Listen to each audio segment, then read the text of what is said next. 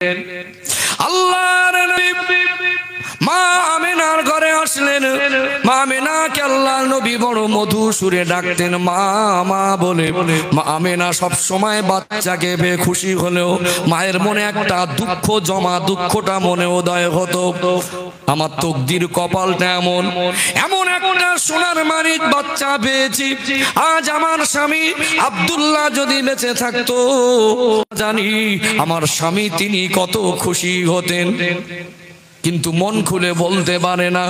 আল্লাহ নবী বুঝতে শিখেছেন, কিন্তু আব্বা বলে কাউকে ঘরে খুঁজে পায় না। আল্লাহ নবী হুজুর আমার মক্কার বাচ্চাদের সঙ্গে খেলায় বেরিয়ে যেতেন। সন্ধ্যার সময় কাছাকাছি সূর্য অস্তমিতর পূর্ব মুহূর্ত একটু অন্ধকারাচ্ছন্ন হয়ে গেলে আল্লাহ নবী দেখতে পেতেন মক্কা ছোট ছোট বাচ্চারা খেলাধুলা করে। একদল মানুষ আসে, পুরুষ মানুষ, ছোট ছোট বাচ্চাকে ধুলা মাখা বাচ্চাগুলাকে দেখে ওই বাচ্চাগুলার ড্রাম ধরে ধরে ডাকে। ওই বাচ্চাগুলা আব্বা আব্বা আব্বা বলে ছুটে ছুটে দৌড়ে যায়। ছুটে ছুটে গিয়ে আব্বা গুলোকে জড়িয়ে ধরে। গায়ে ধুলা বালি ওই মানুষগুলো বাচ্চাগুলোকে ধাক্কা মেরে ছেলে সরিয়ে দেয় না। ধুলা মাখা বাচ্চাগুলোকে কোলে উঠিয়ে নেয়, ঠোঁটে মুখে চুমা দেয়, হাতটা ধরে ধরে নিয়ে যায়, কোলে করে নিয়ে যায়। আল্লাহ নবী জানতেন না আব্বা কি জিনিস, হে আব্বা। এই মানুষগুলোকে দেখে, এই বাচ্চাগুলোকে দেখে আল্লাহর নবীর মনে উদয় হতো, ওরা যে আব্বা বলে কাউকে ডাকে, আমার আব্বা বলে কি কেউ নাই। আল্লাহর নবীর মনটা একটু খারাপ হয়ে গেল। আল্লাহর নবীর মনে একটু দুঃখ ভরে গেল। মনে মনে করলেন আজ মাকে গিয়ে বলবো আমার আব্বা কোথায়। সবাই চলে গিয়েছে। আল্লাহ নবী মনে ভাবছেন আব্বা বলে কেউ থাকে, আব্বা বলে কেউ হয়, আব্বা বলে একজন থাকে। আমার সাথী সঙ্গীরা মক্কার বাচ্চারা আব্বা আব্বা বলে ডাকে। আজ আমি মাকে জিজ্ঞেস করব আব্বা কোথায়। নবী আমার ঘরে চলে আসলেন। আল্লাহর নবী হুজুর আমার মার গলাটা জড়িয়ে ধরলেন, ঠোঁটে মুখে চুমা খায়। মা আমিনা বাচ্চার ঠোঁটে মুখে চুমা খায়। ও মা আমিনা, একটা কথা আমি জানতে চাই মা, মক্কার ছেলেরা বাচ্চারা খেলা করে, তাদের কাছে তাদের আব্বারা আসে, আব্বা আব্বা বলে তারা জড়িয়ে ধরে। মা আমার কি আব্বা বলে কেউ নাই? কেউ তো কোনোদিন আমায় আনতে যায় না, কেউ তো আমায় ধুলা বালি ঝেড়ে দেয় না। আল্লাহর নবীর আম্মা জান আমেনা বাকরুদ্ধ হয়ে গেলেন। চোখ থেকে টপ টপ টপ টপ করে পানি গড়িয়ে যায়। কি ভাষায় বলবে, কি ভাষায় বর্ণনা দেবে? কেননা আমার নবী যখন মায়ের গর্ভে ছিলেন সবে মাত্র 6 মাস, আল্লাহ পাক ওই দিন আমার নবীর আব্বা আব্দুল্লাহকে দুনিয়া থেকে ডেকে নিলেন। মা আমেনা কি ভাষায় বোঝাবে? মা আমেনা কিছুই বলে না। বাবা তোমার আব্বার কাছে একদিন তোমায় নিয়ে যাব। আব্বা যে মরে গেছে, আব্বা যে বেঁচে নাই, এই কথাটা এত কষ্ট, এত বেদনা, স্বামীর জন্য এত শোকাহত হয়ে থাকতেন। আল্লাহ নবীকে বুঝতে দিতেন না। যতদিন যায় আল্লাহ নবী একটু বড় হয় আর আব্বার খোঁজ করে। একদিন মা আমেনা মনে করলেন আমি কতদিন চেপে রাখবো, কতদিন সান্ত্বনা দেব, আজকে আব্বার কবরের কাছে নিয়ে যাব। আহ নবীর জীবন দেখেন, ছোট বাচ্চা। আল্লাহ নবীর অনুভূতি হলো আব্বা বলে একজন হয়। মক্কার বাচ্চাদের আব্বা বলে কেউ আছে, আমার কেন আব্বা নেই? মা আমেনা এত কান্না কানতেন। মা আমেনার চোখের পানি, মা কেঁদো না, আব্বাকে খুঁজছি বলে আপনি কাঁদছেন, কষ্ট পাবেন না।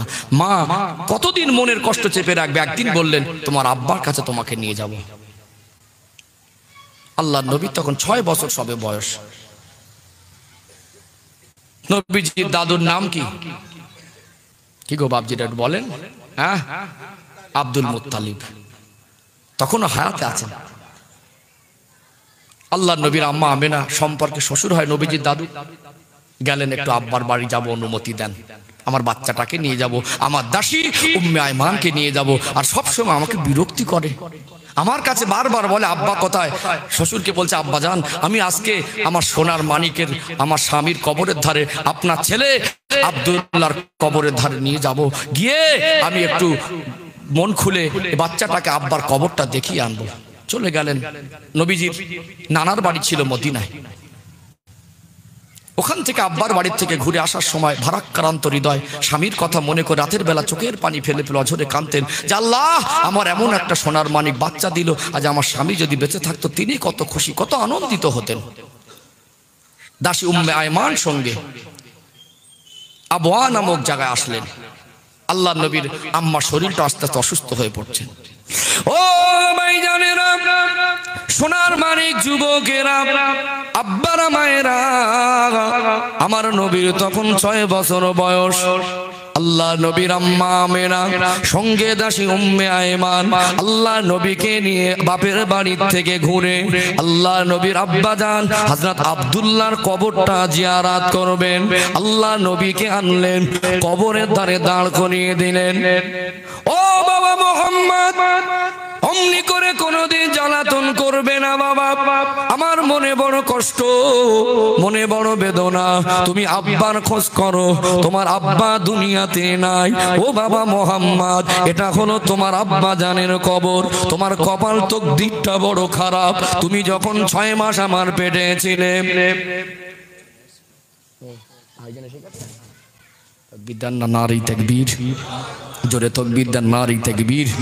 সিলসিলা হক মুজাদ্দিদুজ জামান, সিলসিলা হক মুজাদ্দিদুজ জামান, সিলসিলা হক মুজাদ্দিদুজ জামান, আওলাদে মুজাদ্দিদুজ জামান, আওলাদে মুজাদ্দিদুজ জামান, ভাইজান হুজুর কিবলা, ভাইজান হুজুর কিবলা, নারী তাকবীর।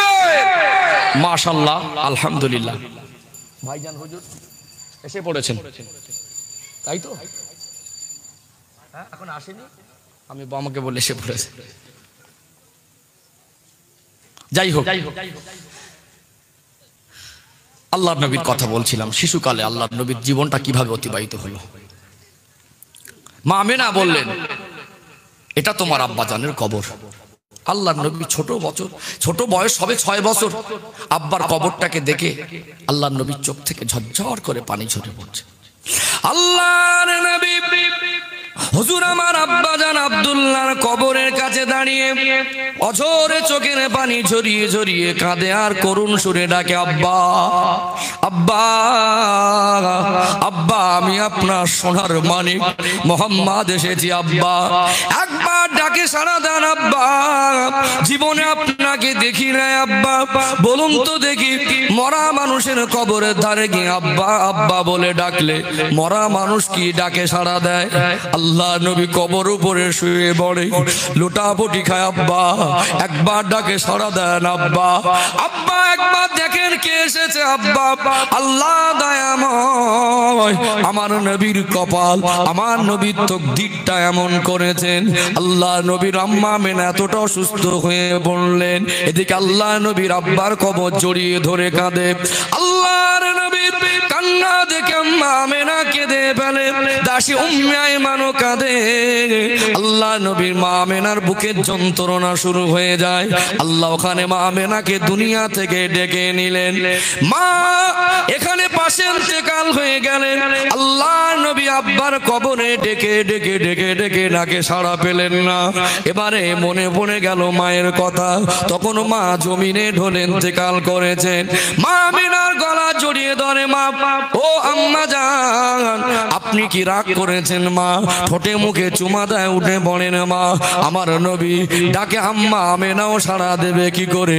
আম্মা আমেনাকে আল্লাহ ডেকে নিয়েছেন। আমার নবীর আব্বা আব্দুল্লাহর কবর মাজারের পাশে আম্মা আমেনাকে দাফন করা আছে। দাসী উম্মে আয়মান ওই জায়গায় দাফন করে দিয়ে আল্লাহর নবীকে হুজুরকে সঙ্গে নিয়ে মক্কায় ফিরলেন। আল্লাহর নবী 6 বছর থেকে বড় হলেন। মক্কার মানুষের কাছে চরিত্র এত পবিত্র ছিল, জীবনে নবী কাউকে গালি দেয়নি, কারোর সঙ্গে ঝগড়া করেনি, ছোট থেকে কাউকে হিংসা করতেন না। যত জ্ঞান বুদ্ধি হয়, যত আল্লাহ নবী একটু বড় হচ্ছেন, মক্কার মানুষেরা জানতেন আল্লাহ নবীর মতো এত সৎ চরিত্র পৃথিবীর কাউকে দেখিনি। মক্কার মানুষের আল্লাহ নবীকে, নবী আমার এত ভালো ছিলেন, এত চরিত্র পবিত্র ছিল। একদল মানুষ বলতো আল আমিন। আল আমিন মানে হলো বিশ্বাসী। আল্লাহ নবী যুবক বয়স, আল্লাহর কাবা ঘর সেই সময় সংস্কার হচ্ছে। অনেক হাজী বান্দারা আছে, ওই কাবা ঘরের দেয়ালে একটি কোনা একটি পাথর লাগানো আছে। ওই পাথরটা আল্লাহর হাজী বান্দারা, হাজ্জিন বান্দিরা চুমা দেয়। একবার তওয়াফ করে এক চক্কর দিয়ে হাজরে আসওয়াদ পাথরে চুমা দিতে হয়। ওটা হলো জান্নাতি পাথর। ওই পাথরে চুমা দিলে আল্লাহ হাজী হাজ্জিন বান্দা বান্দির গুনাহ মাফ করে দেয়। আরো জোরে বলুন। সরাসরি চুমা দেওয়া সকলের নসিবে হয় না। সরাসরি চুমা যদি দিতে না পারে, দূরে থেকে ইশারায় চুমা দিলে আল্লাহ পাক ওই পাথর চুমা দেওয়ার মধ্যে শামিল করে নেয়। জোরে বলুন। ওই জান্নাতি পাথরটা কাবা ঘর সংস্কারের সময় খুলে রাখা হলো। কাবা ঘর সংস্কার হলো সেই সময় আল্লাহ নবীর যুবক বয়স। মক্কার জমিনের মানুষেরা তো হিংস্র ছিল, মক্কার জমিনের মানুষেরা তো অন্ধকারের মধ্যে ডুবেছিল। আর সেই সময় মানুষের নারীর সম্মান করতো না, জ্যান্ত মেয়েকে জ্যান্ত অবস্থায় কবর দিত। অবিচার, জুলুম, অত্যাচার, কত চিটিংবাজ ধোঁকাবাজ বেড়ে গিয়েছিল। আল্লাহর নবী দেখছেন ওই পাথরটা কোনায় লাগানোর জন্য ঝামেলা বেঁধে গেল। আমরা ভারতবর্ষের মানুষ, এই দেশের সংবিধান আছে, এই দেশের বিচার ব্যবস্থা আছে, আদালত আছে, থানা পুলিশ আছে, এই দেশের ন্যায় ন্যায্য বিচার হয়। মক্কার জমিনে সেই সময়, মক্কার বুকে সেই সময় এমন স্বাধীন দেশ বলে কিছু ছিল না।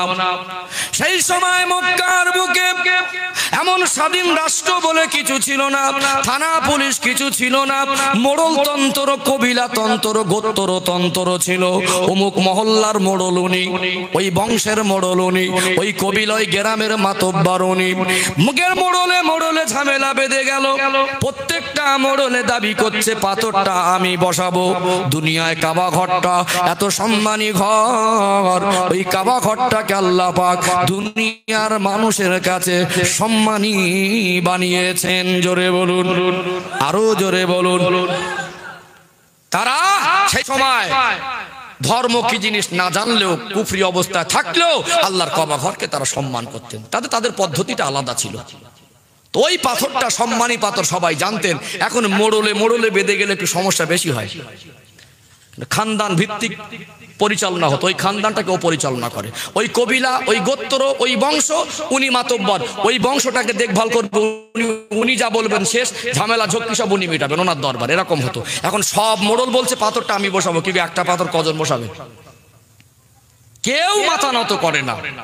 এক পর্যায়ে এত উত্তপ্ত হয়ে গেল পরিবেশ, যে যার গোত্রের জনসাধারণ যারা মানুষ ছিল বলল, আমার মোড়ল যখন দাবি করেছে ওটা আমার মতবাদ দিয়ে বসাতে হবে, আর যদি অন্য কেউ এখানে মাথা গলায় আমরা জান দিও আমরা যুদ্ধ করতে রাজি আছি। এখন সবাই সবার বিরুদ্ধে হয়ে গেছে। এমন পরিস্থিতি উত্তপ্ত, মনে হয় যুদ্ধ বেঁধে গেল। কেউ কারোর কাছে নত হয় না। কে পাথর বসাবে? এক পর্যায়ে কিছু কিছু মানুষ বললেন, কাল সকালবেলা একটা ফায়সালা হবে, আল্লাহর কাবা ঘরের চত্বরে যে আসবে তাকে দিয়ে পাথরটা বসানো হবে। তিনি ফায়সালা করবেন কে পাথর বসাবে। এই ঝামেলায় গেলে নিজেরা কাটাকাটি করে লাভ নেই। এক পর্যায়ে সিদ্ধান্ত হলো, কাল সকালের বিবেচনা হবে, কাবা ঘরের চত্বরে যে আসবে তার হাতে ফায়সালার দায়িত্ব তুলে দেওয়া হবে। আল্লাহ নবী কেমন রহমত দেখুন। নবীকে আল্লাহ পাক তখন নবুয়ত দেননি, 40 বছর বয়স হয়নি, যুবক বয়স। ও ভাইজানেরা, সোনার মানিক যুবকেরা, আব্বারা মায়েরা, আমার আপনার দয়ার মায়ার নবী হুজুর আমার ভাবলেন মানুষ মানুষকে কেন খুন করে, জ্যান্ত মেয়েকে কেন পুঁতে ফেলে, এরা কেন গায়ের জোরে লুটপাট করে, কেন মারামারি কাটাকাটিতে লিপ্ত হয়। আল্লাহ নবী এগুলো দেখতেন আর ব্যতীত হতেন, কবে এরা শান্তি ফিরে পাবে। আল্লাহ নবী মনে করলেন যুদ্ধ লেগে যায় অবস্থা, পুরো পরিবেশটা উত্তপ্ত, কেউ ছোট হয় না কারোর কাছে। সব মোড়ল মাতব্বরের দাবি হলো আমি পাথর বসাবো, আমি সম্মানী বেশি হব, আমি সম্মানী বেশি দাবিদার, আমি পাথর বসানোর হকদার বেশি। ওই জান্নাতি পাথরটা দেয়ালে লাগানোকে কেন্দ্র করে ঝামেলা।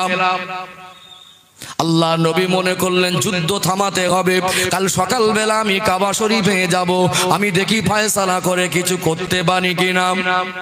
আল্লাহর নবী হুজুর আমার চলে গেলেন সকাল সকাল আল্লাহ পাকের পবিত্র নিয়ামতি ঘর কাবা বাইতুল্লাহ শরীফে। আল্লাহ নবীকে দেখে অনেকে খুশি হলেন, মনে মনে করছেন আজ কি ফয়সালা হয়। আল্লাহ নবী হেসে হেসে বলেন, ও মক্কার মানুষেরা, ও মক্কার নেতারা, ও মক্কার মোড়লেরা, মারামারি করো না, কাটাকাটি করো না, মীমাংসা করতে হবে, কে পাথর বসাবে, এত ঝামেলা কিসে, চলে এসো। সব মোড়ল বলে আমি বসাবো, সবগুলোকে আল্লাহ নবী ডাকলেন। আল্লাহর নবী হুজুর আমার নিজের রুমাল পাগড়ি মোবারকটাকে নিলেন, বিছিয়ে দিলেন। আল্লাহ নবী হুজুর পাগড়ি মোবারক বিছিয়ে দিয়ে ওই জান্নাতি পাথর হাজরে আসওয়াদ পাথরটা আমার নবী পাগড়ি মোবারকের উপর রাখলেন। আল্লাহ নবী পাগড়ি মোবারকের উপরে নিজের নুরানি হাত দিয়ে তুলে দিলেন। একটা রুমাল অনেক মানুষ ধরতে পারে। প্রত্যেকটা মোড়লকে বললেন, কার ইচ্ছা জান্নাতি পাথর বসাবো? সবাই তো ইচ্ছা করছে। আপনারা সমস্ত মোড়ল মাতব্বরে এসে আমার এই রুমাল মোবারকের চতুর্দিকটা ধরে ফেলেন। মক্কার মানুষ আশ্চর্য হয়ে গেলেন, কেমন রহমতের নবী।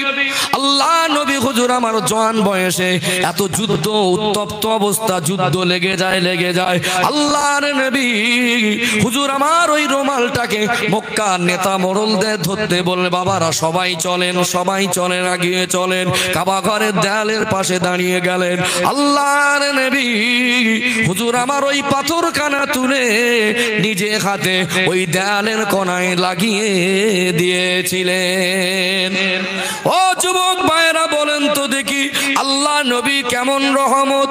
নবী আমার মক্কার মানুষের কাছে যুবক বয়সে এত বড় একটা সমস্যার সমাধান দিয়ে মক্কার মানুষকে শান্ত করে দিয়েছিলেন। আরো জোরে বলুন ইনসাফ। আল্লাহ নবী পৃথিবীর মানুষকে শিখিয়েছেন, সবার যখন ইচ্ছা আমার রুমাল মোবারকটাকে সবাই ধরে। সব খুশ হয়ে গেল, কারুর আর রাগ থাকলো না, কেউ বঞ্চিত হলো না, কেউ বাদ গেল না। আল্লাহ নবী বললেন, আপনারা সবাই সম্মানী, আপনারা সবাই মিলে আমার রুমালটাকে ধরে আগে নিয়ে চলুন, আর আমি পাথরটা লাগিয়ে দিয়ে সমস্যাটাই মিটে যাবে। জোরে বলুন সুবহানাল্লাহ। কি গো বাবজি, এখন বিচারের সময় ইনসাফ হয় না, মাল দ্বারা চলে। হ্যাঁ, এখন ঝগড়া বাঁধলে থামানোর লোক যত গুণ থাকে, সমস্যা বাড়িয়ে দেওয়ার লোক বেশি থাকে। এখন উত্তপ্ত হলে কিছু মানুষ ওর পিছনে গুড় লাগায়, একটু ভালো করে লেগে যাক। সব জায়গায়, বাড়ির ভিতরেও, বাড়ির বাইরেও, গ্রামেও, দুই জায়গায় ঝামেলা বাঁধলে পাশ থেকে আর এক জায়গায় একটু গুড় লাগায়, ভালো করে বাঁধুক। আছে না নেই? দুই ভাই ভুলবশত ঝামেলা জড়িয়েছে, পাশের এলাকার মানুষ একটু গুড় লাগায়, পাশের মানুষে ভালো করে বাঁধুক। এটা নবীর চরিত্র না।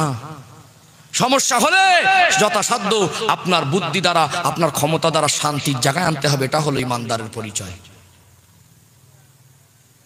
দুনিয়ার মানুষকে দেখি কথাবার্তাটা খুব মিষ্টি, এমন ভাবে গুড় লাগাবে, এমন ভাবে চিমটি কেটে নেবে, লোকটাকে দেখে বিশ্বাস হবে না এই লোকটার দ্বারা এই কাজটা হচ্ছে, কিন্তু ভিতরে ভিতরে একেবারে পাক্কা জিনিস। কি গো, মানুষের চোখে ফাঁকি দেবেন, আমার আল্লাহর চোখে ফাঁকি দিতে পারা যাবে? হ্যাঁ, পারা যাবে?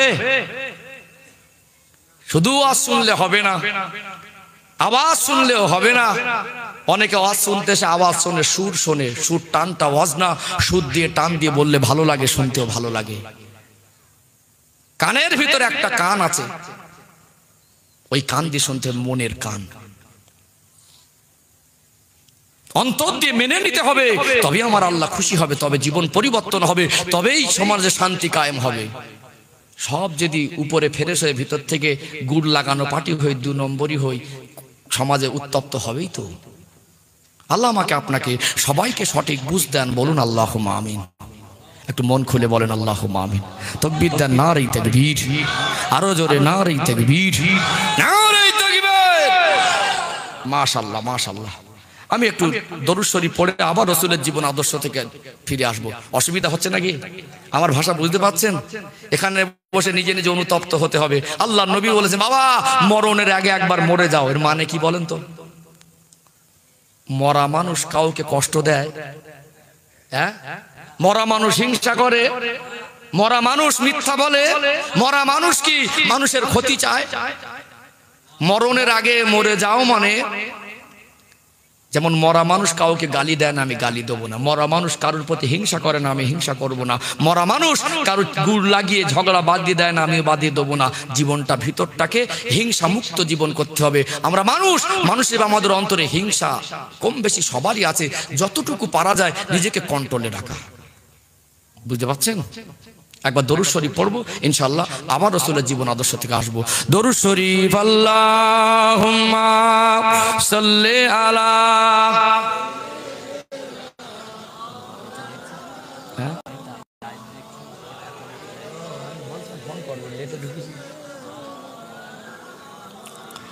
ওয়ালা আলি সাইয়্যিদিনা মাওলানা মুহাম্মদ। এতগুলো মানুষ একটু মন খুলে জোরে জোরে পড়েন না, আল্লাহুম্মা সাল্লি আলা।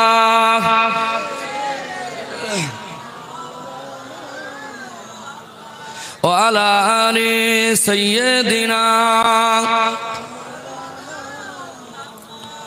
হব্বে আহমদ আজল হি सीने में है, मैं आहूँ मेरा दिल मदीने में है।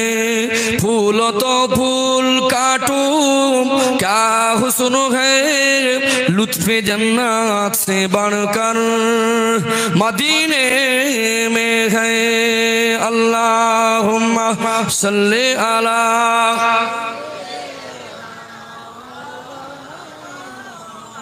ওয়ালা আলি সাইয়্যিদিনা।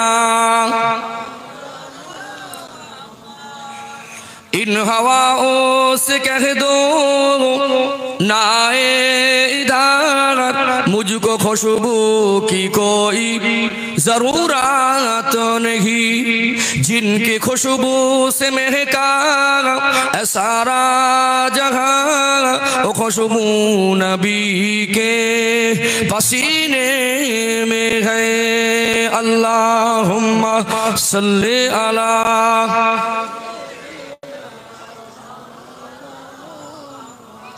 ওয়ালা আলি সাইয়্যিদিনা। একটু জিকির করেন, লা ইলাহা ইল্লাল্লাহ, লা ইলাহা ইল্লাল্লাহ, লা ইলাহা ইল্লাল্লাহ মুহাম্মাদুর রাসূলুল্লাহ। আল্লাহুম্মা সাল্লি আলা।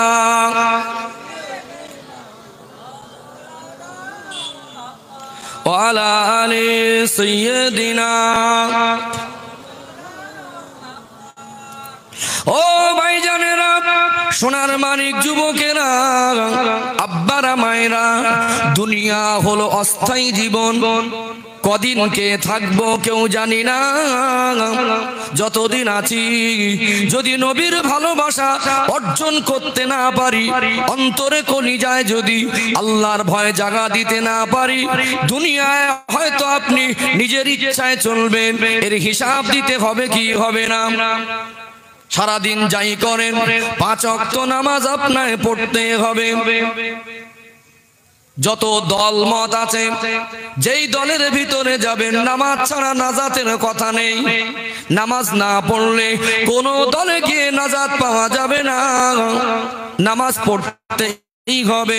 নামাজ ছাড়া কোনোদিন কারোর ঈমান পরিপূর্ণ হয় না। আজ কোথায় নামাজ, আজ মন্তরে হিংসা, আজ নিজেদের ভিতরে মারামারি কাটাকাটি, আজ নিজেরা কোথায় যেন হারিয়ে যাচ্ছি। মারছে মুসলমান আর মরছে মুসলমান, ঘর ভাঙছে মুসলমান আর যার ঘর ভাঙছে সেও মুসলমান। শ্রেষ্ঠ নবীর উম্মত, হিংসা থেকে দূরে থাকতে হবে। দুনিয়াদারি করেন, দুনিয়ার পাওয়ার পেয়ে, শক্তি পেয়ে, পদ পেয়ে কাজে জড়িয়ে পড়লে হিসাব দিতে দিতে কলজের পানি শুকিয়ে যাবে। আহা নবী আমার কি শান্তির পরিবেশ কায়েম করে গেলেন। মনে করবেন নবী দিবসে জলসা দেবো, নাজাত পাবো, এই ওসিলা দিয়ে পাবেন না যদি আপনার চরিত্র ঠিক না থাকে। আল্লাহ নবী হুজুর আমার এই মানুষগুলোকে হেদায়েতের জন্য কত কষ্ট করেছেন। আল্লাহ নবী উম্মাতিকে কত মায়া করেছেন। আল্লাহ নবী ছোটবেলার জীবন আদর্শ কিছু তুলে ধরেছি। নবীর নবুয়াতের পরের জীবনটা উপলব্ধি করুন। আল্লাহর নবী হুজুর আমার 40 বছর বয়সে নবুয়াত পেলেন। নবুয়াত পেয়ে আল্লাহ হুকুম করলেন, হাবিব এখন গোপনে গোপনে প্রচার করুন, প্রকাশ্যে নয়। 3 বছর আমার নবী গোপনে গোপনে ইসলাম প্রচার করলেন। আল্লাহর নবী হুজুর আমার নবুয়াত পেয়ে আম্মা জান হযরত খাদিজা তাহেরা রাদিয়াল্লাহু আনহার কাছে চলে আসলেন। সালাম দিলেন, বিবি খাদিজা দরওয়াজা খুলে দাও। আম্মা জান খাদিজা তাহেরা আল্লাহ নবীর সালাম শুনে জবাব দিয়ে সঙ্গে সঙ্গে দরওয়াজা খুলে দিতেন। আল্লাহ নবী বলতেন, কি মাঝরাত কি সন্ধ্যা রাত যখন আসি কোনদিন খাদিজা খাদিজা করে বারবার আপনাকে ডাকতে হয় না। ও বিবি খাদিজা আপনি কি ঘুমান না? আমি যখন আসি সালাম দেওয়ার সাথে সাথে দরওয়াজা খুলে দেন। আল্লাহ নবীকে হেসে হেসে জবাব দিতেন, ইয়া রাসূলুল্লাহ ইয়া হাবিবাল্লাহ আমি খাদিজা বড় খুশনসিব, আপনার মতো একজন মহামানবকে স্বামী হিসাবে পেয়েছি। যতক্ষণ না আপনি বাড়িতে আসেন আমি খাদিজার চোখে ঘুম আসে না। আমি সব সময় আপনার অপেক্ষায় দগ্ধ হয়ে থাকি। আল্লাহ নবী আসবেন, দরওয়াজাটা খুলে দেবো। আল্লাহ নবীকে যেন বারবার ডাকতে না হয়, আল্লাহ নবীকে কষ্ট দেব না, এই মনে করে আমি খাদিজা আপনার জন্য অপেক্ষায় থাকি। জোরে বলুন আল্লাহ নবী নবুয়ত পেয়ে ওই দিন আম্মা জানের কাছে নিজের বিবির কাছে বর্ণনা দিচ্ছেন, ও বিবি খাদিজা আল্লাহ দয়াময় আমায় নবুয়ত দিয়েছেন, আপনি কি কলেমা পড়ে মুসলমান হয়ে যাবেন? আপনি কি আমায় নবী মনে মানবেন? আম্মা জান খাদিজা তাহেরা রাদিয়াল্লাহু আনহা আল্লাহর নবীর পূর্ণিমা চাঁদের মতো চমকানো চেহারার দিকে তাকালেন। ইয়া রাসূলুল্লাহ হাবিবাল্লাহ যতটুকু আপনার কাছ থেকে দেখেছি আপনি একজন মহামানব, সত্যিকারে আল্লাহর নবী। আল্লাহ নবী হুজুর আমার খাদিজা কি বলছো, আমাকে কি নবী বলে মেনে নেবে? কোনো আপত্তি নাই, আপনি সত্যি আল্লাহ নবী। আম্মা জান খাদিজা তাহেরা আল্লাহ নবীর কাছে কলেমা পড়ে মুসলমান হয়ে গেলেন। আল্লাহ নবী নবুয়ত পেলেন, 3 বছর গোপন ইসলাম প্রচার করেছেন। এটা নবীদের হিকমত। একটা কথা যদি সমাজে হঠাৎ করে বলে, কিছু মানুষ ওটাকে নিয়ে বিভ্রান্তি করার চেষ্টা করে। আল্লাহ নবী মনে করলেন আমার কথাটা কে কোন ভাবে নেবে, কে হেসে উড়াবে, কেউ অন্যভাবে নিয়ে টিটকারি করবে, সবাইকে প্রথম ভাবে দাওয়াত দেব না। 3 বছর গোপনে গোপনে আমার নবী দিনের দাওয়াত দিলেন। কারণ কি জানেন? কিছু কিছু মানুষ আছে দেখবেন ভালো কথা বললে তার ভালোর জন্য সে নিজের ভালোটা বোঝে না। কিছু মুরব্বী, কিছু বাপ চাচাজি, কিছু তার গুরুজন মানুষ, সে যখন কুপথে চলে, তার ক্ষতির পথে চলে, খারাপের দিকে চলে, একটু ভালো কথা উপদেশ আদেশ দেয় কি দেয় না? ওকে ডেকে বলে, কচি এটা করিস নি, এটা করতে নেই, এইভাবে চল, তো সংসার অভাব বা তো এরকম অসুবিধা পড়ছিস। আবার কিছু কিছু ছেলে দেখবেন, কিছু কিছু ভাই দেখবেন, ওই কথাগুলোকে হেসে উড়িয়ে দেয়। পাশ থেকে একজন বলে, এই উলু বাগানে মুক্ত ছড়াচ্ছিস। এটা প্রবাদ আছে না, উলু বাগানে মুক্ত ছড়াতে নেই। আল্লাহর নবী ভাবতেন আমার কথাগুলো কে কিভাবে নেবে না নেবে, আমি প্রকাশ্যে সর্বপ্রথম সবার কাছে গিয়ে হেঁকে হেঁকে বলবো না, গোপনে গোপনে নবী 3 বছর প্রচার করলেন। নবী আমার ভাবতেন খাদিজার কাছে দিনের দাওয়াত দিয়েছি, কবুল করেছে, এবারে কার কাছে যাব? আল্লাহর নবী ভেবে ভেবে যেতেন, মক্কার ওই মানুষটা জ্ঞানী, ওই মানুষটা বিচক্ষণী, উনি আমার কথাটা বুঝবেন। সমাজের মানুষ কম বেশি আছে, কারো ধৈর্য বেশি, কেউ সৎ বেশি। উপরে ফেরেশ হলে কি হবে, কারোর ভিতরটা সব আলাদা আলাদা। হ্যাঁ, উপর থেকে অনেকে ফেরেশ, ভিতরে আলাদা জিনিস। কি গো, আমি এখানে এসে বসেছি, আমাকে দেখে মনে হচ্ছে একেবারে সত্যি হুজুর। আমি যে কি হুজুর, আমার নামাজ ঠিক আছে কিনা ড্রাইভার জানবে, বাড়ির ওয়াইফ জানবে। আমি যে কি হুজুর, আমার আমানত ঠিক আছে কিনা, আমার ক্যারেক্টার চরিত্র ঠিক আছে কিনা, আমার এলাকার লোক সার্টিফিকেট দেবে কি হুজুর। কি গো, কিছু কিছু জায়গায় কিছু মানুষ জামা কাপড়ের কোয়ালিটি খুব ভালো, সাদা সাদা আড্ডি জামা পরে, সাদা সাদা পোশাক পরে, ছাঁটকাট দেখে মনে হয় ফেরেস্তা। অনেক মানুষ আছে দেখবেন উপরে ফেরেস্তার মতো ঝকঝক করলে ভিতরটা একবার মারাত্মক জিনিস। আছে না নেই? একটু হ্যাঁ হু দেন, আছে না? আছে। ওই জন্য আল্লাহ নবী ভাবতেন আমার কথাটাকে এমন এমন মানুষের কাছে দিয়ে দাওয়াত দেবো, তারা যেন আমার কথাটা উপলব্ধি করে। আল্লাহর নবী হুজুর আমার মনে মনে ভাবলেন, হযরত আবু বকর রাদিয়াল্লাহু আনহুর কাছে যাব। আল্লাহ নবী চলে গেলেন। আল্লাহ নবীর সাহাবী হযরত আবু বকর সিদ্দিক রাদিয়াল্লাহু আনহুর কাছে, ও বাবা আবু বকর, আজ আপনার কাছে এসেছি একটা কথা বলবার জন্য। ও বাবা আবু বকর, আল্লাহ আমায় নবুয়ত দিয়েছেন, আপনি কি আমায় নবী বলে মেনে নেবেন? আল্লাহ নবীর সাহাবী হযরত আবু বকর সিদ্দিক রাদিয়াল্লাহু আনহু বলতে লাগলেন, আপনি আমার কিশোর কৈশোর বয়সের সঙ্গী, আপনি আমার যৌবন জীবনের সঙ্গী, আপনি আমার ব্যবসায়ী জীবনের সঙ্গী, আপনাকে আমি ভালো করে চিনি, আপনাকে নবী বলে মানতে কোনো অসুবিধা নাই। হাতটা বাড়িয়ে দিলেন, আল্লাহর নবীর নূরের হাতে হাত দিয়ে ঈমানের কলেমা পড়ে মুসলমান হয়ে গেলেন। 3 বছর আমার নবী যে কটাকে দাওয়াত দিয়েছিলেন সব কটা সলিড আর খাঁটি। খাঁটি মানুষগুলো যদি প্রথমে দল এনে ভিত করতে পারেন, আল্লাহ নবী জানতেন ইসলাম প্রতিষ্ঠিতটা সহজ হয়ে যাবে। জোরে বলুন সুবহানাল্লাহ। 3 বছর পরে আল্লাহ করলেন হাবিব, আর লুকিয়ে নয়, এবার প্রকাশ্যে। আমার নবী যেদিনকে প্রকাশ্যে দিনের দাওয়াত দিয়েছিলেন, সেদিন থেকে মক্কার মানুষ আমার নবীর দুশমনি করেছিল কি করেনি? কত দুশমনি, কত জুলুম, কত অত্যাচার, কত কষ্ট দিয়েছে। এক পর্যায়ে আল্লাহ নবী আর সাহাবীদেরকে এক ঘরে করে দিয়েছে। শিয়াবে আবু তালেব উপত্যকায় 3 বছর আমার নবী বন্দী ছিলেন এক ঘরে। মক্কার মানুষেরা মিটিং করে মক্কা নেতা লিডাররা বলল, যা করছে আমাদের সব নেতাগিরি শেষ হয়ে যাবে। অতএব সব তো মুহাম্মদুর রাসূলুল্লাহকে নবী বলে মেনে নিচ্ছে, একদিন থাকবে আমাদের মাননেওয়ালা কেউ থাকবে না। অতএব ওকে আটকাতে হবে। কোনো পর্যায়ে যখন আটকানো যাচ্ছে না, মনে করলেন এক ঘরে করে দেবো। এই লেখাপড়া কাগজে করলেন, লিখিত করে কাবা শরীফে ঝুলিয়ে দিলেন যে মক্কার কোন মানুষ জানো যারা মুহাম্মদুর রাসূলুল্লাহ, সকলে বলুন সাল্লাল্লাহু আলাইহি সাল্লাম, তার অনুসারী, তাকে মেনে নিয়েছেন, এদের সঙ্গে কোনো কথাবার্তা বন্ধ, লেনদেন বন্ধ, ওটা বসা মেলামেশা বন্ধ, টোটাল বেচা কেনা বন্ধ, কাছে টাকা থেকেও মক্কার মানুষ খাবার দেয় না। আল্লাহ নবী গেলেন, আমার নবী হুজুর কটা মাননেওয়ালাকে নিয়ে ওখানে আশ্রয় নিলেন। 3 বছর এত কষ্ট করলেন, আল্লাহ নবী দুনিয়ার মানুষের কাছে নত হয়নি। নবী আমার চেয়েছিলেন আমি আল্লাহর দেওয়া দায়িত্ব পালন করেই যাব, সমাজে শান্তি কায়েম করব। আল্লাহ নবী সমাজে একটা শান্তি কায়েম করেছিলেন না করেননি? সাহাবারা বলছেন এত কষ্ট পেয়েছি 3 বছরে এই শিয়াবে আবু তালেব নামক উপত্যকায়, এই গুহার ভিতরে আশ্রয় নিয়ে এতটা কষ্টে দিন অতিবাহিত হয়েছে। মাঝে মাঝে এত ক্ষুধার্ত হয়েছিলাম, সামান্য টাকা পয়সা নিয়ে একটু গেলাম খাদ্য কিনবো, মক্কার মানুষ খাদ্য দিত না। গাছের পাতা খেয়ে ক্ষুধার জ্বালা নিবারণ করতাম। কি ভালোবাসা, আল্লাহর নবীকে ছাড়েননি।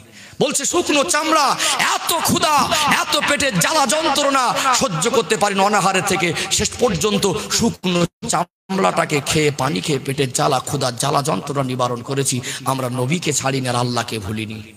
একে বলে নবীর ভালোবাসা। আজ আমাদের আল্লাহর নবীর দোয়ায়, আমার নবীর দোয়ার বরকতে আল্লাহ আমাদের সুখ শান্তি, টাকা পয়সা, অর্থ বিত্ত, সম্মান, পদ, অনেক কিছু আল্লাহ দিয়েছেন না দেননি? কি গো, কষ্ট লাগে কি লাগে না? অনেক মানুষ আছে মসজিদের বাড়ি মসজিদ আর মসজিদের পাশাপাশি বাড়ি, জুমার নামাজটুকু পড়তে আসেন, এরকম মানুষ আছে না নেই? কাকে ভুলে গেলেন? একটু মনে বিবেকে বাঁধে না? একটু কি মনে জাগে না যে আমার বাড়ির ধারে মসজিদ, আমি মসজিদের পাশে ঘর করতে পেরেছি, আমার ঘরের পাশে মসজিদ হয়েছে, এটা আমার জন্য সৌভাগ্য, আমি ছুটে ছুটে তাড়াতাড়ি মসজিদে পৌঁছাতে পারবো। সৌভাগ্য মনে করা দরকার ছিল না? মসজিদে আজান হচ্ছে, খুতবা হচ্ছে, কানে আওয়াজ আসছে, কলা সমান খেয়ে কিছু মানুষ ঘুমাচ্ছে, বলে হুজুর আজাব গজব কেন? আমরা আল্লাহকে ভুলে গেছি। মুখে বলি নবী মানি, সবাই বলি নবীকে ভালোবাসি, প্রকৃত ভালোবাসবো, প্রকৃত জীবন তৈরি করব, তার দিক থেকে আমাদের অনেকটা খামতি এসে গেছে। কি ঠিক বলছি না ভুল বলছি? অনেক মানুষ দেখবেন পয়সাওয়ালা মানুষ, সুখ আছে, শান্তি আছে, গাড়ি আছে, বাড়ি আছে, আল্লাহ ভাব রাখেনি, তারপরে 5 ওয়াক্ত নামাজটুকু পড়ে না, ঘরে আর খায়। এখন ছেলে বুলে বড় হয়েছে, আয় রোজগার করে, আব্বা মা বসে বসে খায়, ঘরে আর খায়। ওই চাচাজিটা এখন 5 ওয়াক্ত নামাজ পড়ে না। দেখো চার দোকানে কি ঘন্টাকে ঘন্টা বসে আছে, সারা লোকের পিছনে, এর পিছনে, ওর পিছনে, তার পিছনে, এর কথা, ওর কথা, তার কথা। এই মানুষটা তো বয়স হয়েছে, আপনি তো এবারে নামাজের পাটি ধরবেন, আপনি তো সময় মতো মসজিদে যাবেন, আপনি তো সময় মতো উঠে তাহাজ্জুদের নামাজ পড়বেন, আপনার ছেলে পুলে, নাতিপুতি, গ্রামবাসী, মহল্লাবাসী মানুষের জন্য দোয়া করবেন। এখন তো আল্লাহকে ডাকার সময়, আপনি এখনো ঘুরছেন, আর কবে ভালো হবে? রাগ করছেন নাকি আপনারা? হ্যাঁ, নবীর ভালোবাসা কাকে বলে সাহাবারা দেখিয়ে দিয়েছেন। আল্লাহর নবীকে এক ঘরে করে দেওয়া হলো, আল্লাহ নবীকে এক ঘরে করে দিয়ে মক্কার মানুষ সিদ্ধান্ত করলেন, যারা আল্লাহ নবীকে মেনে নেবে, মুহাম্মদ সহ তার অনুসারীদের সঙ্গে কোনো কথাবার্তা বলা যাবে না, কোনো লেনদেন করা যাবে না, কোনো বেচা কেনা করা যাবে না। আল্লাহ নবী সাহাবারা বলতেন, ইয়া রাসূলুল্লাহ, হাবিবাল্লাহ, আমাদের মরে যাওয়াটা আপনার জন্য, আমাদের বেঁচে থাকাটা আপনার জন্য, আমাদের জান, আমাদের মাল আপনার জন্য।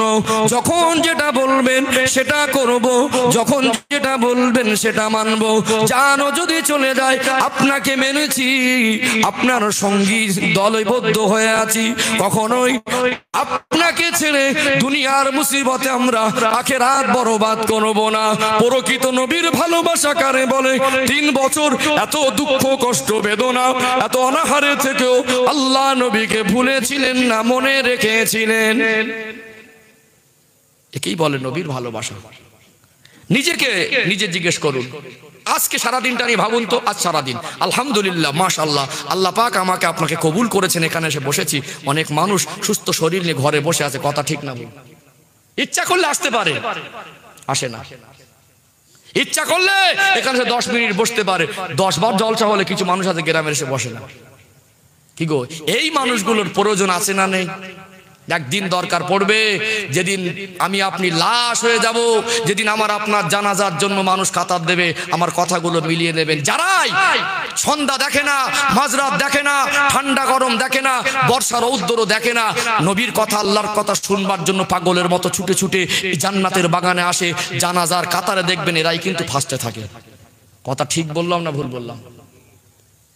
এই মানুষগুলোকে এক শ্রেণীর মানুষ ঘৃণা করে, মনে করে জলসা শোনা কাজ হলো গরিবদের। কিছু মানুষের ধারণা ওটা আমার জায়গা না।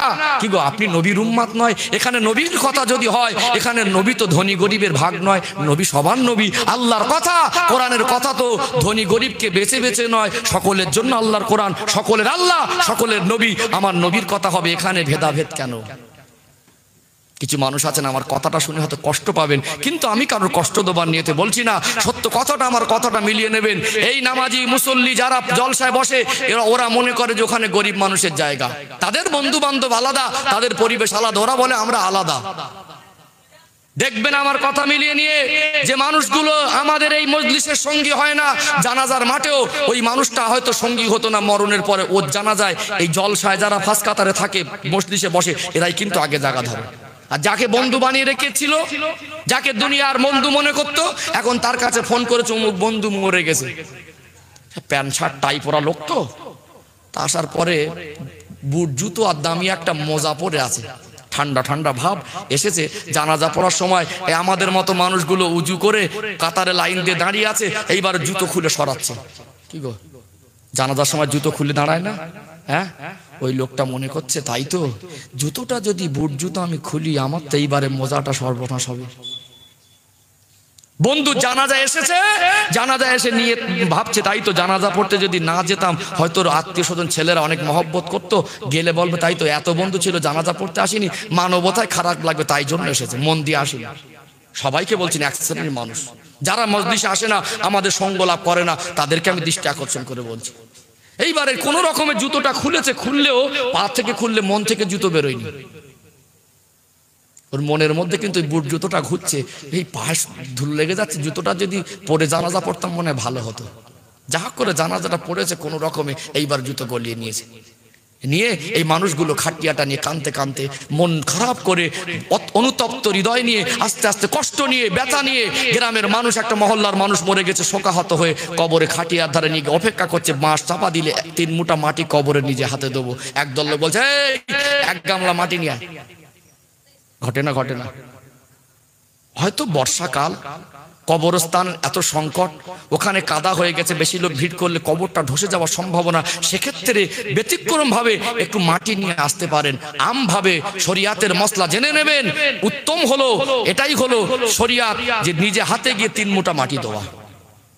বর্ষাকালে কিছু কিছু কবরস্থানের মাটি খুব নরম, সেখানে বেশি মানুষ ভিড় করলে, একটু লাফালাফি করলে কবরটা ধসে যাওয়ার সম্ভাবনা থাকে, একটু সাইডে মাটি পৌঁছে দেয় বাবা, ওখানে গিয়ে ভিড় না করে। তবে সময় সুযোগ হলো, ভালো পরিবেশ, কবরস্থানে ভালো জায়গা আছে, উচিত হলো নিজের বন্ধু, নিজের আত্মীয়, নিজের গ্রামবাসী, নিজের মানুষ, খানদানের মানুষ 3 মুঠা মাটি নিজে হাতে দাও।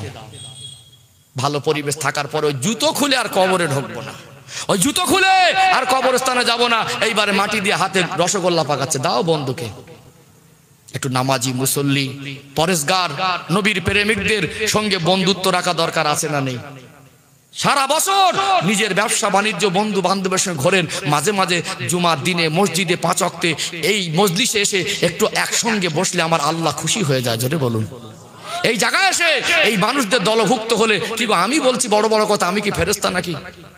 সবাই দোষী, সবাই গুনাহগার। এখানে এসে বসেছি, এটাই তকদির, এটাই ভালো লাগছে। আর দিনের কথা, শরিয়াতের কথা শুনছি, আল্লাহ হয়তো একদিন আমল করার তৌফিক দেবে। এই জন্য মাঝে মাঝে সবাইকে আসতে হয়, কথা ঠিক না ভুল? মুখে ভালোবাসবার, ঘরে বসে থাকবো, 10 বার বছরে জলসা হয়, 4টে জলসা হয়, একদিনও যাইনি, ওটা কি নবীর ভালোবাসা? সত্য না মিথ্যা? কারো সিলায় টাকা পয়সা পেলেন, কারো সিলায় গাড়ি বাড়ি পেলেন, কার দর বরকতে এত কিছু পেলেন, এটা আমার নবীর দোয়ার বরকত। জোরে বলুন সুবহানাল্লাহ। আমার নবী দোয়া করেনি? এত কষ্টের ভিতরে আমার নবী সব সময় উম্মতের চিন্তায় মশগুল থাকতেন। জোরে বলুন সুবহানাল্লাহ। ও ভাইজানেরা, সোনার মানিক যুবকেরা, আব্বারা, মায়েরা, রাগ করবেন না, কারণ কষ্ট তোমার নিয়েতে বলছি না। মুখে বলবেন নবীকে ভালোবাসি, অন্তরে একটু ভালোবাসা জাগা দিতে হবে। আমার নবী হুজুর আমার সব সময় উম্মতের জন্য ব্যতিব্যস্ত হয়ে থাকতেন, আল্লাহর কাছে দোয়া চাইতেন। আমার নবী হুজুর আমার 3 বছর এই এক ঘরে থাকা অবস্থায় সাহাবাদের নিয়ে কষ্টে অতিবাহিত করেছেন। এক পর্যায়ে মক্কার কাফেরেরা অনেকে তারা ভাবছে আমার নিজের আত্মীয়, আল্লাহ নবীর সঙ্গী যারা ছিলেন সেই সময় হয়তো ছেলে মুসলমান হয়েছে, বাপ ঈমান আনেনি, হয়তো বাপ মুসলমান হয়েছে, ছেলে ঈমান আনেনি। তাদের পরিবারের মানুষের প্রতি রক্তের একটা টান থাকে কি থাকে না? এত কষ্ট দেখে, এত জুলুম অত্যাচার দেখে, তাদের বেদনা দেখে কিছু কিছু মক্কার মানুষ বলতে লাগলো এদেরকে আর এখানে আটকে রাখা যাবে না, এক ঘরে করে রাখা যাবে না।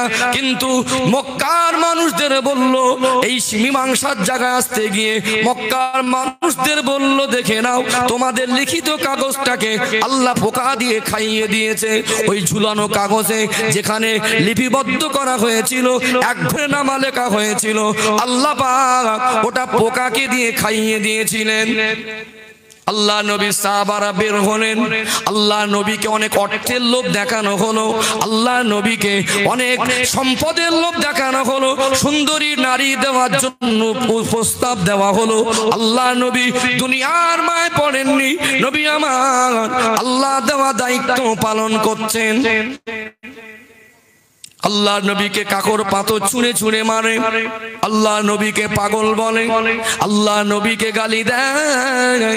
মনে দুঃখ বেদনা মানুষের কাছে বলেন না। গভীর রাত চলে আসলেন আম্মা জান খাদিজা তাহেরা রাদিয়াল্লাহু আনহার হুজরায়। আল্লাহ নবী সালাম দিলেন, আম্মা জান খাদিজা দরওয়াজা খুলে দিলেন। আল্লাহ নবী হুজুর আমার আম্মা জান খাদিজা তাহেরার পাশে আছেন।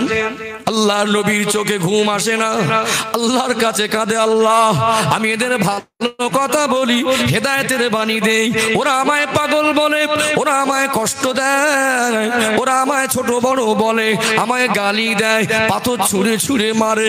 আল্লাহ পাক ওদের কথা, ওদের দুঃখ, ওদের কষ্ট আমি বুঝি, ওরা আমাকে এত ঘৃণা করে আর ছোট বড় কথা বলে। মনের মধ্যেই কল্পনা মনে মনে করছেন, গভীর রাত একটু আল্লাহর কাছে সিজদা দিয়ে আল্লাহর কাছে মনের কষ্ট তুলে ধরবো। আম্মা জান খাদিজাকে ডাক দিলেন, ও বিবি খাদিজা একটু অনুমতি দাও, একটু ইজাজত দাও, আমি চলে যাচ্ছি আল্লাহর কাবা ঘরে। আম্মা জান খাদিজা বললেন, ইয়া রাসূলুল্লাহ হুজুর আপনি যান। আল্লাহ নবী আম্মা জানকে এই জন্য বলে এসেছিলেন, আল্লাহ নবী যদি একা একা উঠে আসেন, আম্মা জানের ঘুম ভেঙে গেলে আল্লাহ নবীকে পাশে না পেয়ে চিন্তিত হয়ে পড়বেন। আম্মা জানকে জানিয়ে আল্লাহ নবী কাবা বাইতুল্লাহ শরীফে আসলেন। গভীর রাত সিজদায় পড়ে গেলেন, চোখের পানি ফেলে ফেলে জার জার হয়ে কাঁদে।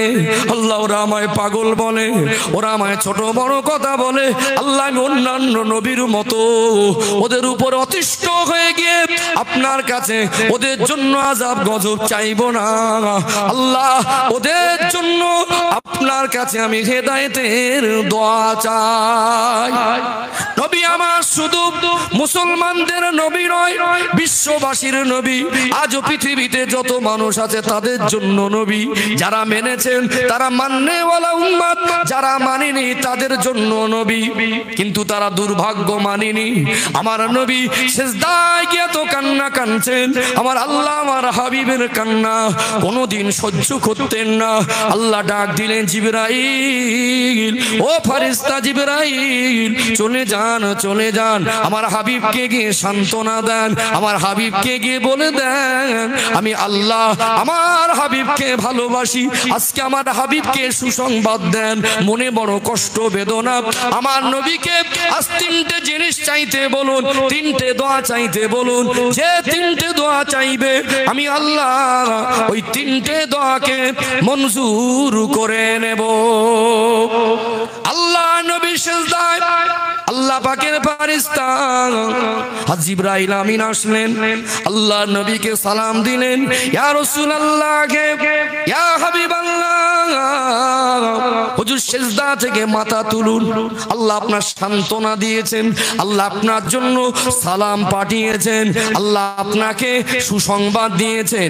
পৃথিবীর মানুষ আপনাকে কষ্ট দেয়, ইয়া রাসূলুল্লাহ হুজুর আপনি মাথা তুলে আজকে তিনটে দোয়া করুন।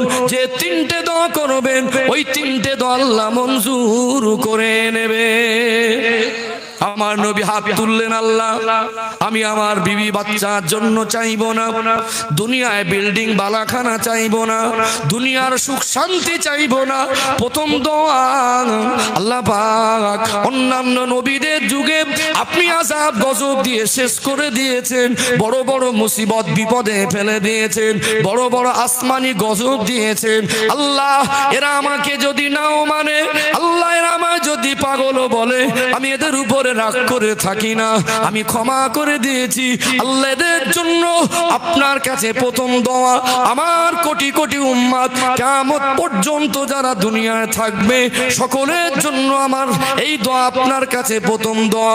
কঠিন গজব দিয়ে অন্যান্য নবীর উম্মতের মতো একসঙ্গে মারবেন না। আমার আল্লাহ বলেন, হাবিব আপনি কেঁদেছেন, চোখের পানি ফেলেছেন, আমি কথা দিয়েছি আজকে আপনার ওই দোয়াটা আমি আল্লাহ পাক মঞ্জুর করে নিলাম। আরো জোরে বলুন। এত গুনাহ করার পরে, এত জুলুম অত্যাচার সমাজে হওয়ার পরে আল্লাহ পাক যে একসঙ্গে মারেন না, এটা আমার নবীর দোয়ার ওসিলা।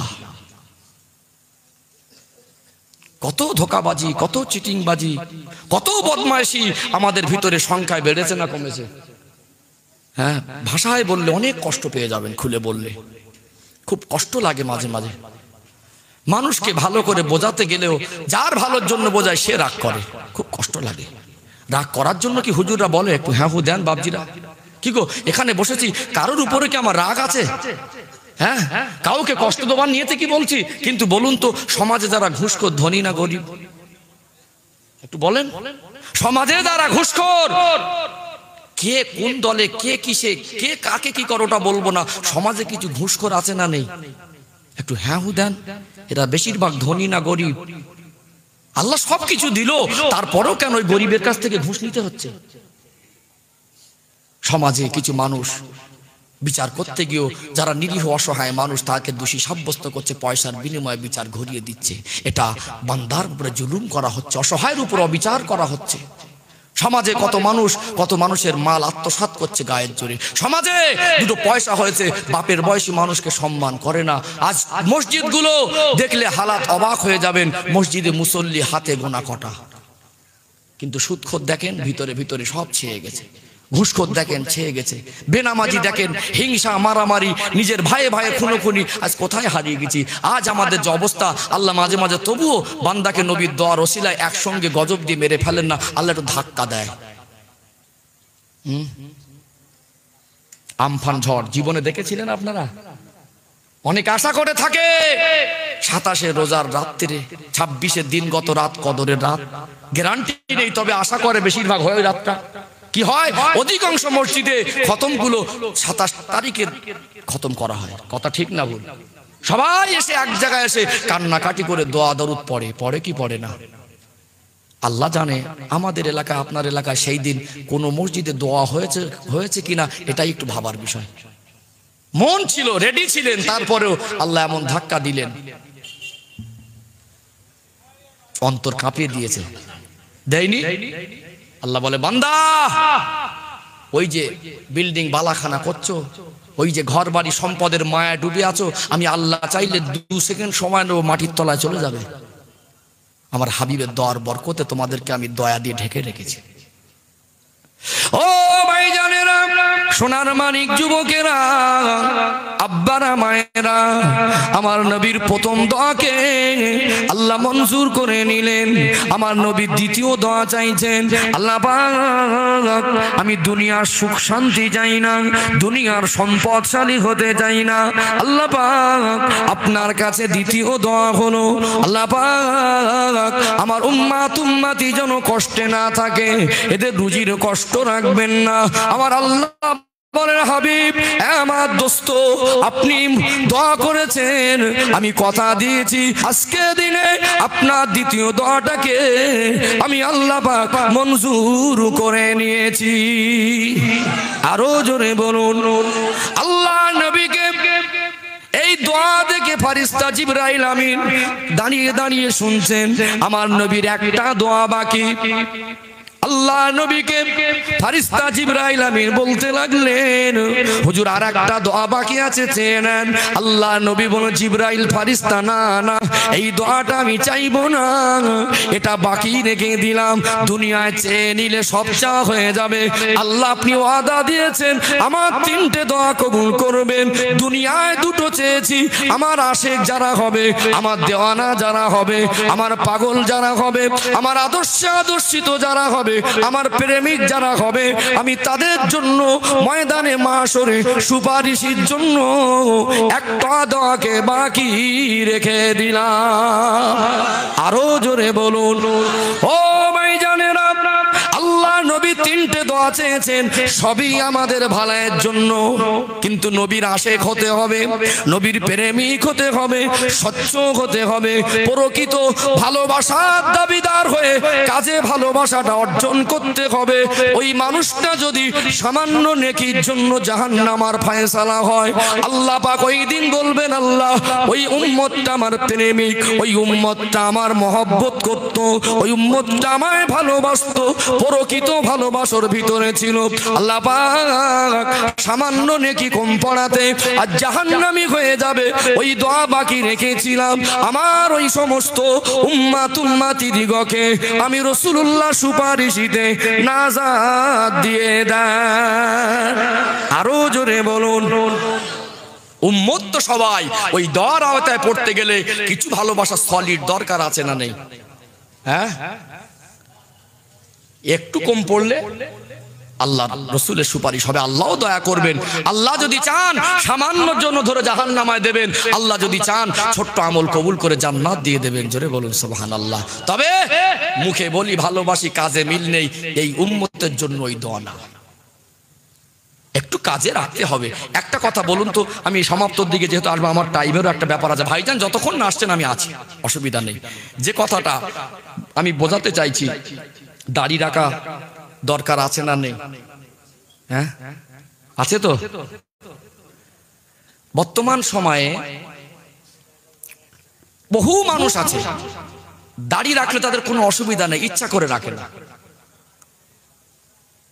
একটু আমি বিষয়টাকে বিস্তারিত ক্লিয়ার করার চেষ্টা করছি, আপনাদের বোঝাবার চেষ্টা করছি, যেহেতু আমি বিশ্বাস করি আমার থেকে অনেক জ্ঞানী মানুষ মজলিসে থাকে। আসলে আমি চাইছি না এখানে বসে ভীষণ জ্ঞানী সেজে জ্ঞান দিতে এসেছি, এর এমনটাই নয়। সন্তান হিসেবে, ভাই হিসেবে আল্লাহ পাক আমার মতো গুনাহগারকে এখানে বসিয়েছে, শরীয়তের দৃষ্টিকোণ থেকে কিছু কথা বলার হক আমার আছে না নেই? আমি সেই দিক থেকে তাকিয়ে সেই দৃষ্টিকোণ থেকে কিছু কথা বলি। আমার আব্বার বয়সী মানুষ, দাদির বয়সী মানুষ অনেক আছেন, দেখবেন এই পর্যন্ত অনেক জলসা মাহফিল শুনেছেন, দান খয়রাত করেন, সবই মানেন, জ্ঞান বুদ্ধি বিবেক সব আছে, সম্মান আছে, আপনার ওয়েট আছে, সবকিছু আছে, কিন্তু দাড়িটা কেন রাখেন না? আল্লাহ না করুক ওই অবস্থায় মরে গেলেন, কবরে শুইয়ে দেওয়া হয়, তিন মুঠা মাটি দেওয়া হয়, মাইয়েতকে রেখে এত কাছের মানুষ সবাই চলে আসে।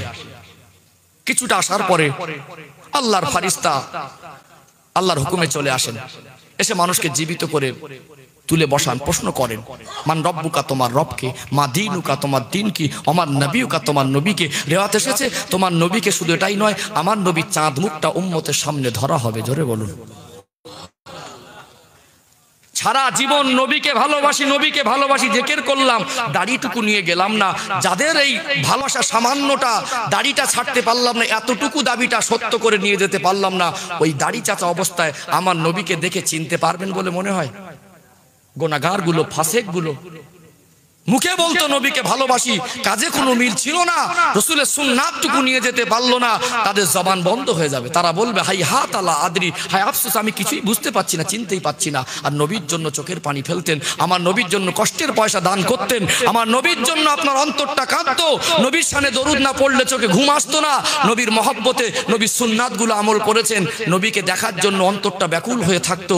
ওই মানুষটা আমার নবীকে দেখার পরে খুশ হয়ে যাবে, তার জবান আল্লাহ খুলে দেবে, ওই মানুষটা বলবে হাজা সাইয়্যিদুনা মুহাম্মাদুর রাসূলুল্লাহ। সকলে বলুন সাল্লাল্লাহু আলাইহি ওয়াসাল্লাম। কি নিয়ে যাবে? এতটুকু অন্তত ছেড়ে দেন। দুনিয়ায় বহু সাজগোজ করেছেন, বহু সাজলেন, একটু কবরে যাওয়ার জন্য সাজা দরকার আছে না নেই? হ্যাঁ, মাঝে মাঝে দেখবেন ছেলের বিয়ে হয়, বিয়ের পরে ওই ছেলেটা 1 সপ্তাহ 10 দিনের জন্য শ্বশুর বাড়ি যায়। তো প্রথম ভাবে ওকে কি বলে? অনেকে বলে জড়ে গেছে। দক্ষিণ 24 পরগনার দিকে ভাষা, আমি জিজ্ঞেস করি তো, জায়গায় জায়গায় যাই, বলে জড়ে গেছে। আমি বলি বাবু কি বলে? তো ঠিক আছে গেছে। বাড়ি আলোচনা করছে, এই দেখো বৌমাকে তো আনতে যেতে, একটা গাড়ি নিয়ে যেতে হবে, তা কে যাবে? সবাই বলছে আব্বা যাক। আল্লাহ পয়সা দিয়েছে, সুখ শান্তি সম্মান সব দিয়েছে, তা লোকটা সকাল সকাল গিয়ে সেলুন দোকানে ভালো করে চেঁচে বলছে কচি বেলেটটা উল্টো করে মার। একটা গোপ পাকা ছিল, বলছে কাঁচির মাথা দিয়ে ওটাকে কেটে ফেল। ভালো করে সামনে দাঁড়িয়ে একেবারে ছাট কাটনে সুন্দর করে সাজগোজ করছে, দাড়ি চেঁচে পুরো পরিষ্কার। একজন পাশ থেকে বলছে তুমি এত ফেরে সবার কোনদিন দেখিনি, এরকম এত খুদমুতে করে আজ এত এরকম করছো কেন? বলে করছি বুঝবি না, শ্বশুর বাড়ি যাচ্ছি, ছেলের বৌমাকে আনতে যাচ্ছি, নতুন বেই বাড়ি যাচ্ছি। কি গো ভাবছি নতুন বেই বাড়ি যাওয়ার জন্য সাজার প্রয়োজন হয়, চিরতরের মতো দুনিয়া ছেড়ে একটু কবরে যাব, সাজার প্রয়োজন আছে না নেই? হ্যাঁ, আত্মীয়র বাড়ি যান, বন্ধুর বাড়ি যান, ভালো জামা কাপড় পরেন, একটু কবরে যাওয়ার জন্য সাজ প্রস্তুতি গ্রহণ করা দরকার আছে না নেই? আছে। কত ছেলে আছে জওয়ান বয়সে দাড়ি ছেড়ে দিয়েছে। আমার বাপগুলো চাচাগুলোর কি এদের দেখে একটু মন নরম হয় না যে আমার ছেলের বয়সী মানুষ দাড়ি রেখেছে, এখন দাড়ি চাচার কেন অত শখ? একটু ছেড়ে দেন। কি দাবি করবেন যে নবীকে ভালোবাসে? কি ভালোবাসে? দাড়িটা ছাড়তে পারছেন না। হ্যাঁ, কিছু মানুষ আমাকে প্রশ্ন করবেন, হুজুর তো বলা কথা বলে যাচ্ছে, আমার জায়গায় হুজুর থাকলে বুঝতো। কি বুঝতো? আমি বিভিন্ন অফিস আদালতে বিভিন্ন মানুষের সঙ্গে ওঠা বসা করে, আমার জন্য অসম্ভব। এটা আপনার ইমানি দুর্বলতা। কথাটা হয়তো আপনার খারাপ লাগতে পারে, আমি বুঝিয়ে বলে দিচ্ছি। ধর্ম হলো ব্যক্তিগত স্বাধীনতা, আর সম্প্রীতি কাকে বলে আমরা জানি না। মাথায় ঘোমটা দিয়ে মসজিদ আসতে হবে, এটা সম্প্রীতি নয়। কারো দুর্গাপুজোয় গিয়ে সামিল হওয়া সম্প্রীতির প্রমাণ এটা নয়। আমার হিন্দু ভাইদের মন্দিরে ঘন্টা বাজবে, আমাদের অসুবিধা হবে না। আমাদের মসজিদে আজান হবে, হিন্দু ভাইদের অসুবিধা হবে না। এটাই হলো সম্প্রীতি। ঠিক গো? আমরা এক দোকানে কেনা বেচা করি, একই দোকানে হিন্দু ভাইয়ের দোকান থেকে আমরা কিনে আনি, হিন্দু ভাইয়ের দোকানে চা খাই, হিন্দু ভাইয়েরা মুসলিম ভাইয়ের দোকানে সবজি কেনে, এতে অসুবিধা নেই। এটাই হলো সম্প্রীতি।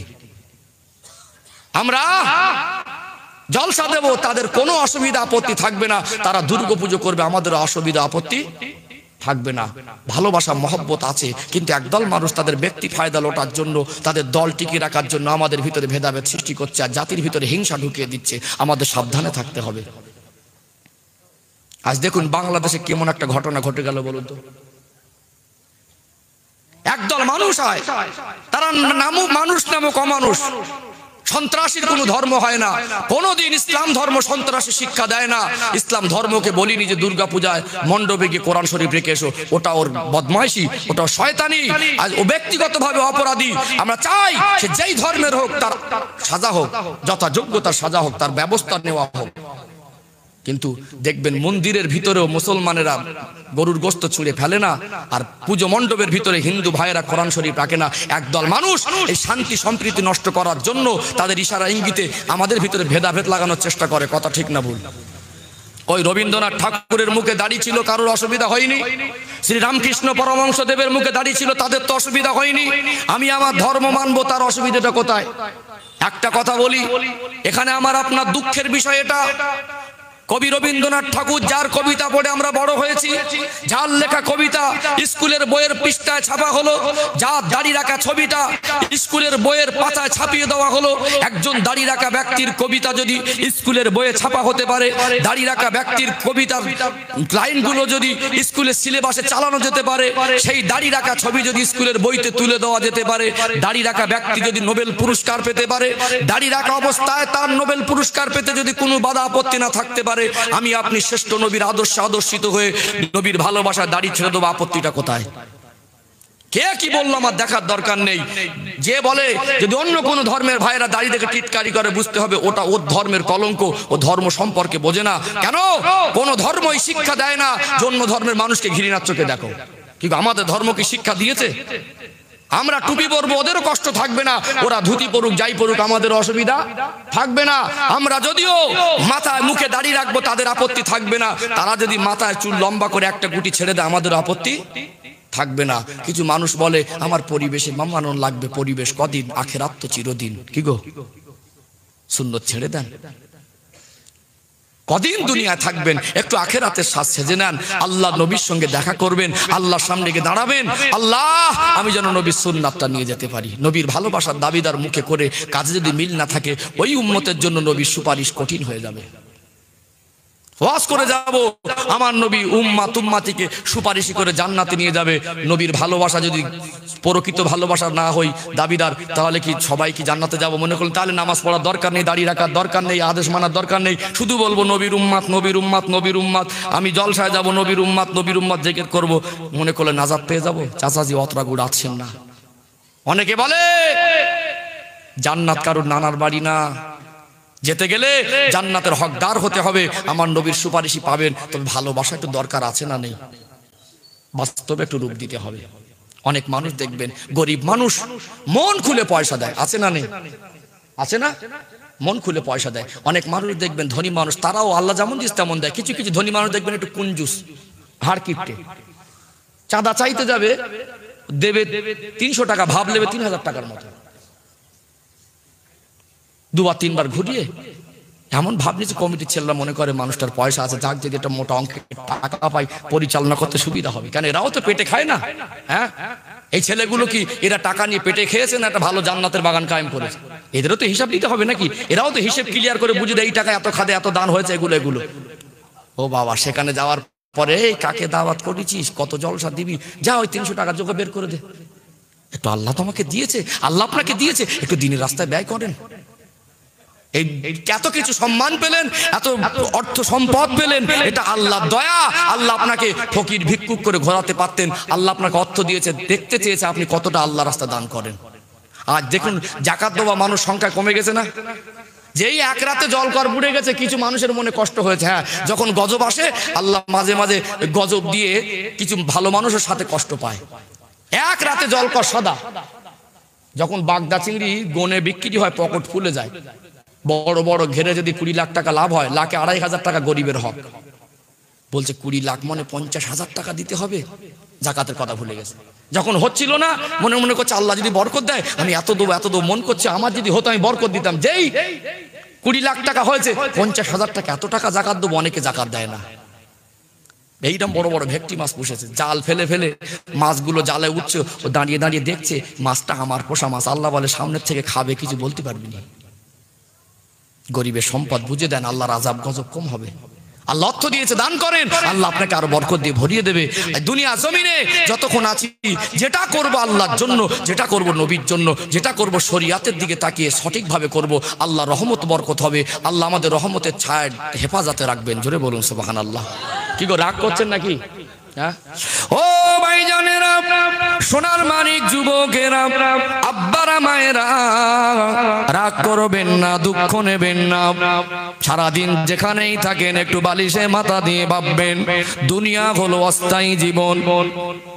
রাস্তা দিয়ে যেতে যেতে কখনো কখনো বিশ্রাম ঘর সামনে পড়ে, আপনার কোন বাস স্টপে গিয়ে দাঁড়িয়ে আছেন, গাড়ি আসবে আরো চলে যাব, মনে মনে করছেন লেট হচ্ছে, দাঁড়িয়ে না থেকে বিশ্রাম ঘরে একটু বসি।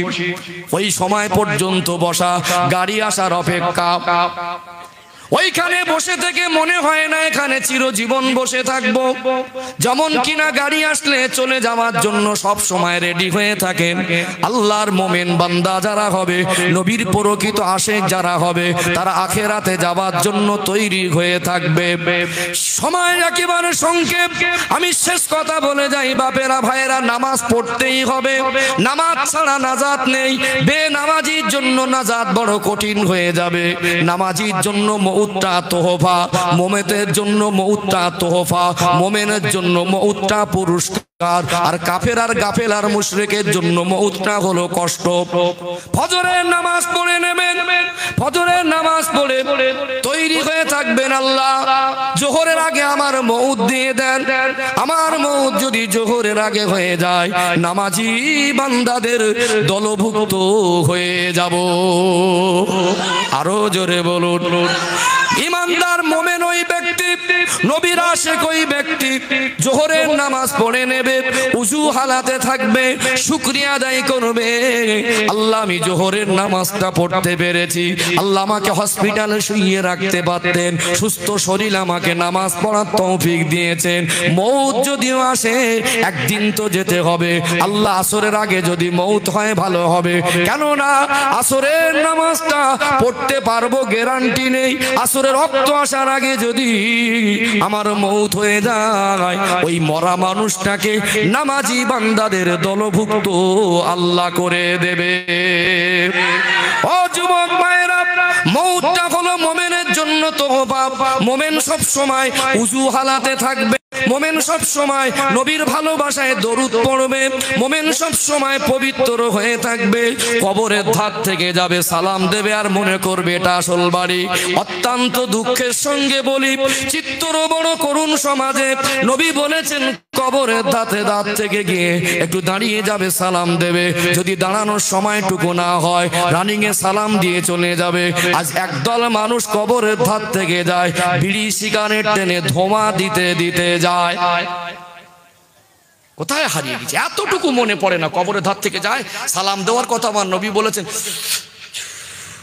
কি গো, ঠিক বললাম না ভুল বললাম? খুব কষ্ট লাগে। আসল বাড়িটার কথা একবার ভাবে না। ওখানে আব্বা আছে, মা আছে, দাদু আছে, খালা আছে, ফুপু আছে, আত্মীয় স্বজন আছে, সবাই যখন ওখানে আছে একটা দিন আমার ওখানে রেখে আসবে। ওই জায়গায় দাঁড়িয়ে একটু যতটুকু পারেন, আল্লাহ নবী বলেছেন কবরের ধারতে যাওয়ার সময় সালাম দেবেন, আসসালামু আলাইকুম ইয়া আহলাল কুবুর ইয়াগফিরুল্লাহু লানা ওয়া লাকুম আনতুম সালাফুনা ওয়া নাহনু বিল আসর। এতটুকু বলে যতটুকু জানেন সূরা ফাতিহা, কলমা শরীফ, দরুদ শরীফ একটু পড়ে দেবেন, মনে মনে নিয়ত করবেন, মুখ ফুটে বলতে না পারেন আল্লাহ এই কবরবাসী আছে আমার আত্মীয় স্বজন, এই সবটা তাদের রুহে পৌঁছে দেন। এটা একটা কবরবাসীদের জন্য দোয়া। জোরে বলুন। কবরের ধারে যাচ্ছে আর মুখ থেকে খতম পড়ছে, গালাগালি হচ্ছে ফটফট করে, খিস্তি করে বলছে না বিড়ি ধরা তো পাশে কবরস্থান, আর এই দিকটা হাওয়া হচ্ছে, এইভাবে যাচ্ছে। ঠিক গো বাপজিরা, ভাইরা, কবরের কথা ভুলে গেছি না যাইনি? হ্যাঁ, তৈরি হয়ে থাকতে হবে। কে কখন যাব জানি না। মরণের চিন্তা যদি বেশি বেশি করি তাহলে জীবনটা পরিবর্তন করা সহজ হবে। দুনিয়া দুনিয়া করেন, ধন সম্পদ অর্জন করেন, হারাম পন্থায় নয়, দুনিয়াদারি করেন, আখিরাতকে ভুলে নয়। আমার নবী কি ভালোবাসা দেখালেন, আর আমরা কোথায় হারিয়ে যাচ্ছি।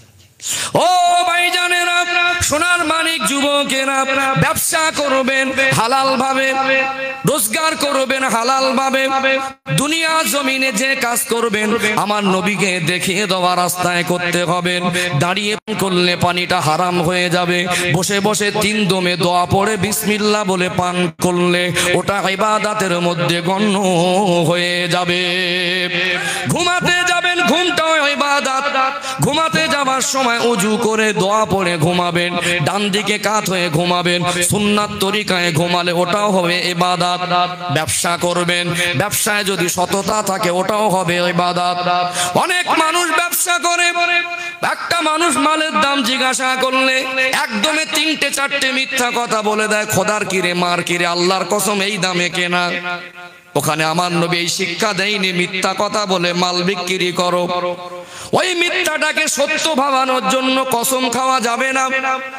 একটু বেশি বেশি এটাই বলতে পারেন, ভাই আমার মালটা কেনা একটু বেশি দামে, এত টাকা দিতে হবে। বাজার যাচাই করে আমার কাছে কেনেন। অনেক দোকানদার আছে দম ভরে কিনে খায়, আছে না নেই? আমার নবী বললেন ব্যবসায় মাল বিক্রি করবে ওখানে মিথ্যা বলা যাবে না, উপরের মাল ভালো ভিতরে খারাপ দিয়ে ধোঁকাবাজি করা যাবে না। আল্লাহ নবী শান্তির পরিবেশ কায়েম করলেন, নবীর আদর্শে আদর্শিত হতে হবে। আল্লাহ নবী চলে গেলেন মদিনার বাজারে, ভুট্টা, গমের আটা, জব বিক্রি হচ্ছে।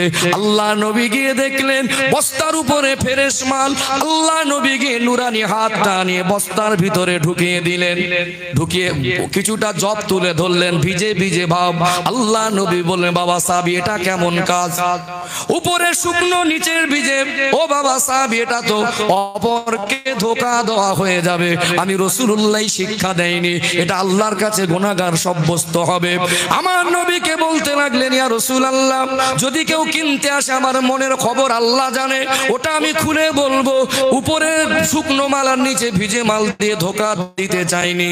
আপনি আসবার আগে একটু আল্লাহ রহমতের বৃষ্টি হয়েছে, সব মাল গুটিয়ে ঢাকা দিতে পারিনি, কিছুটা পানি আমার বস্তার ভিতরে গেছে, হালকা রৌদ্রও বার হয়েছে, উপরটা শুকিয়ে গেছে। ইয়া রাসূলুল্লাহ হাবিবাল্লাহ ধোঁকা দেওয়াটা উদ্দেশ্য নয়, আমার মাল কিনতে আসলে এটাই বলে দেবো। আল্লাহ নবী বললেন সাদাক্তা ইয়া সাহাবী, বাবা সাহাবী তুমি ঠিক বলেছো, ব্যবসায় কোনোদিন মানুষকে ধোঁকা দেওয়া যাবে না। ও ভাইরা বাপেরা, নামাজ পড়ুন, ব্যবসা করুন, নামাজ করুন, চাষবাস করুন, নামাজ পড়ুন, চাকরি করুন। নামাজ ছেড়ে ঈমান কোনোদিন পরিপূর্ণ হয় না। একদল মানুষ আছে বলে নামাজ পড়িনি তো কি হয়েছে, আমার ঈমান ঠিক আছে, আছে না?